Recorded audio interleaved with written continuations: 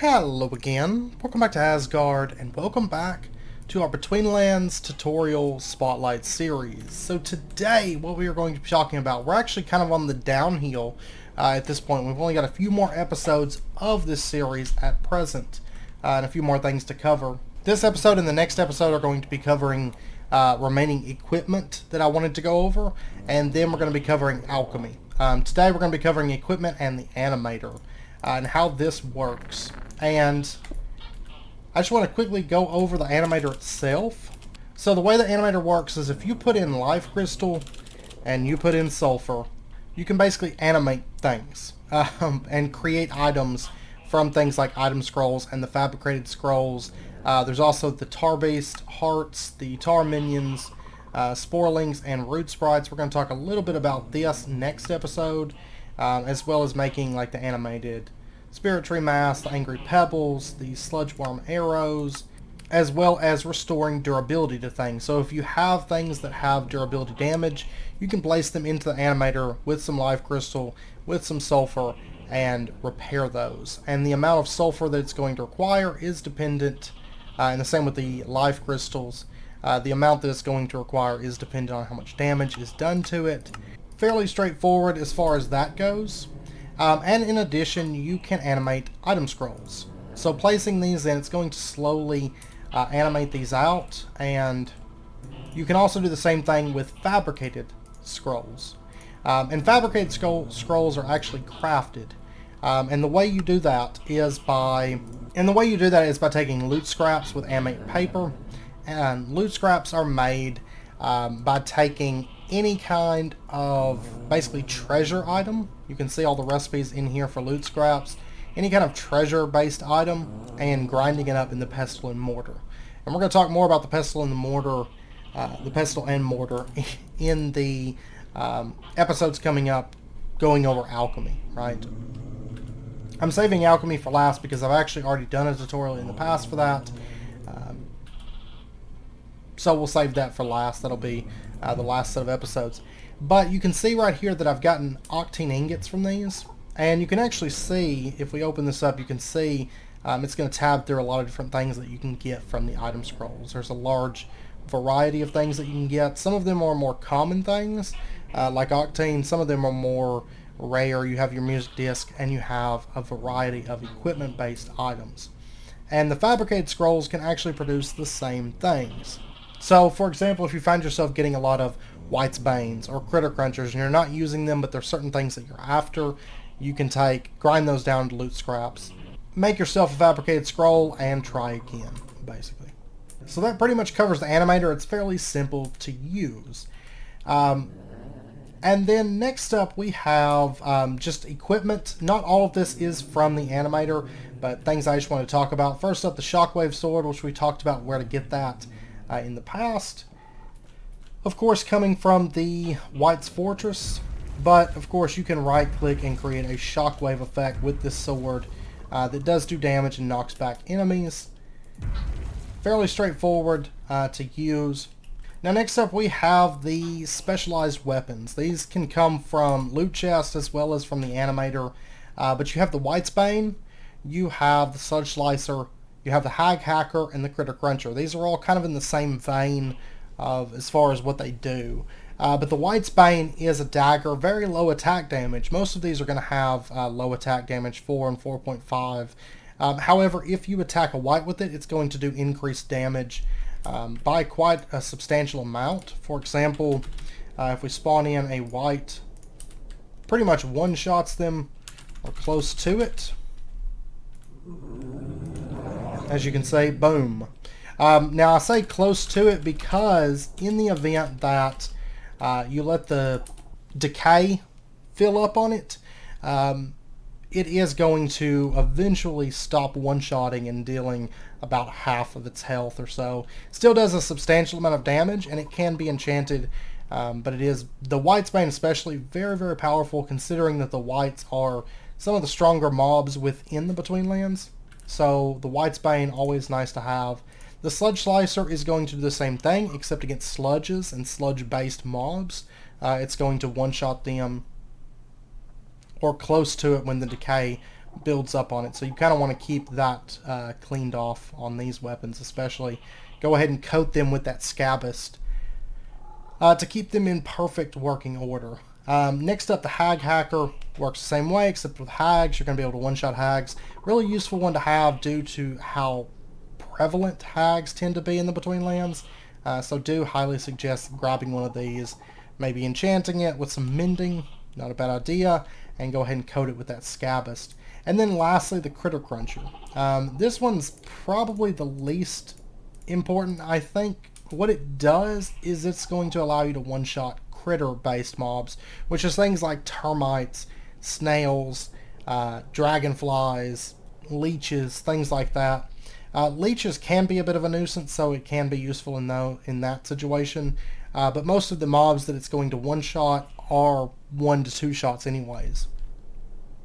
And all of these will have dedicated achievements tied to them for killing a mob with it.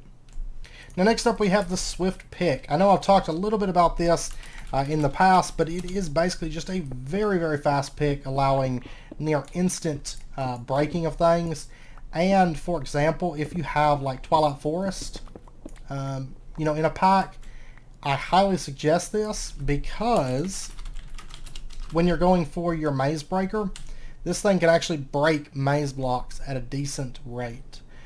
So a lot of those Twilight Forest type blocks that have really high durability, it is going to make shorter work of those, especially if you enchant it. And just as an example, if you put down Obsidian, you can see it breaks Obsidian fairly fast as well, and it can be enchanted with faster mining speeds. So it's a very, very powerful pickaxe. Honestly, one of my favorite pickaxes in modded, truth be told. Now next up we have the Predator Bow. What this bow does is it is going to basically seek enemies. So for example, if I spawn a few hags here, and we go ahead and pop into survival mode, if you fully pull that up, you can see that it's going to basically direct itself over to the hag. Even if I'm missing the shot, it's going to kind of recalculate and kind of do like a homing shot, which is quite useful, especially for fast flying mobs. It can be useful for Chiral Maws, and just useful in general. Now if you don't fully pull it back, you can see that it's not really going to have much of an effect. It will still try to direct itself, but it's not going to direct itself as much. So, and then next up we have all the different types of arrows, specialized arrows. So first up we have the Chiral Maw Barb, and when this shoots an enemy, you can see that it's actually going to stun them for a few seconds, and it does do a substantial amount of damage. Able to, well, these have been damaged, but it does do a substantial amount of damage, 7 to 10 damage on these. Of course, based on how long you draw it back for those.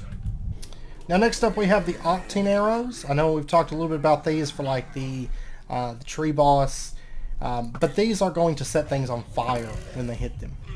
Now next up, the Poisoned Angler Arrow is going to apply poison to mobs. Pretty straightforward.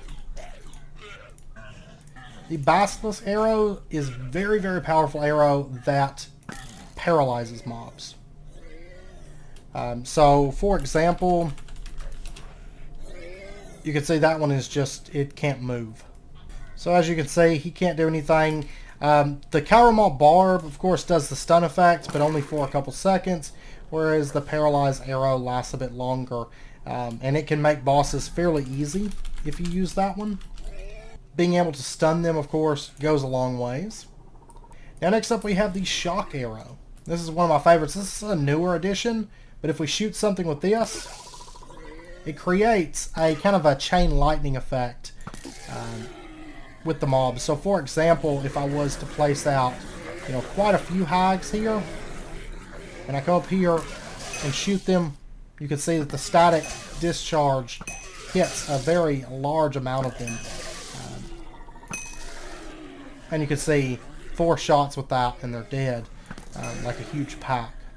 So as you can see, this arrow, it's going to be a lot more effective when you have more mobs to kind of chain lightning It's kind of an AoE arrow. And then as far as arrows go, the last arrow that we have, this one actually summons a pet for you. This is the sludge worm arrow, which of course is created in the Animator. Whenever you hit a mob with it, it's going to spawn a little sludge worm to help you. Now this sludge worm can die. He probably, yeah, there he went. He will also despawn after a short while. He's not overly powerful or anything, but against single target mobs, you know, maybe you fire a few of these in, you could make yourself a little army of sludge worms.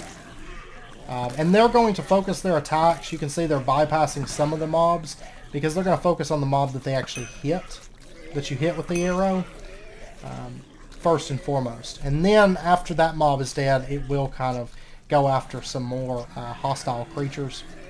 And then next up we have a couple equipment pieces. There's the Explorer's Hat, which is kind of just more of a decorative armor piece.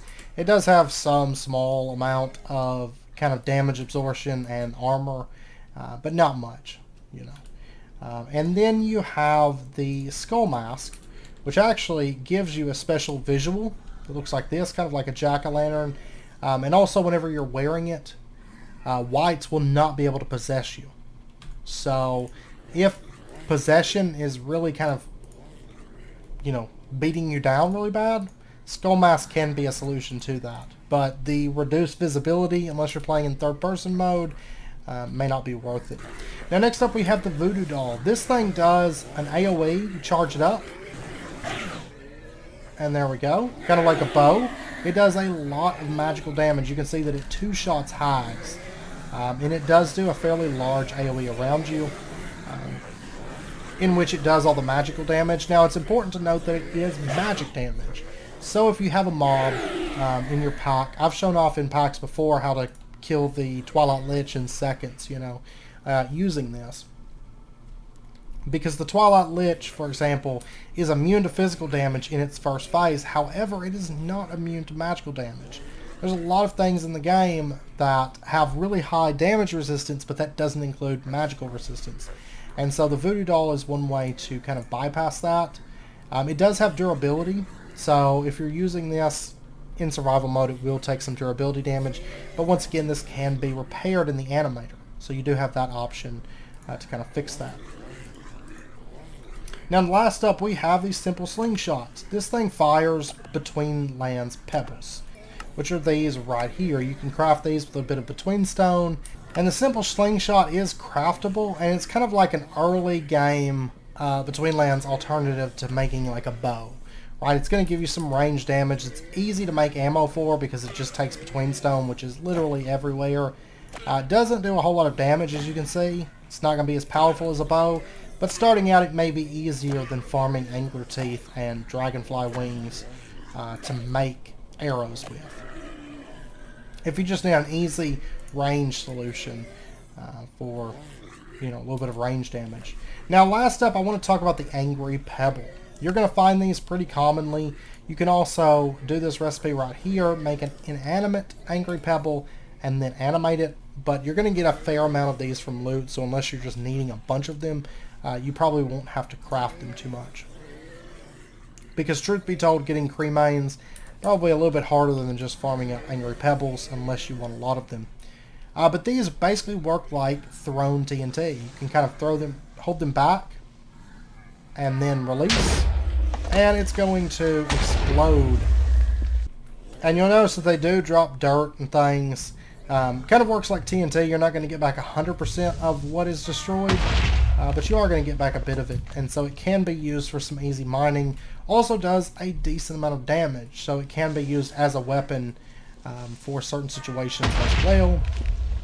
So anyways, I think that covers the last of the kind of miscellaneous equipable items and equipment, weapons, things like that. I just wanted to take a minute to go over those within this episode. Next episode, we're going to be talking about equipment, like rings and things like that, the ones that we haven't covered already, lurker skin pouch, things like that, as well as the remaining pets that we have not covered. I decided not to do a full episode on the pets because we've covered a lot of them and the basic pet mechanics, but I do want to give kind of an honorable mention sort of bit to the remaining pets that we haven't covered. in the next episode. And then after that, we're going to get into farming and then alchemy. I believe will be the last of our episodes there. So anyways, I hope you guys enjoyed it. If you did, as always, be sure and hit that like button and go ahead and subscribe if you're not already to stay updated with when new videos come out. And I hope to see you guys next time. So until then, as always, do take care, stay safe. I'll see you guys then.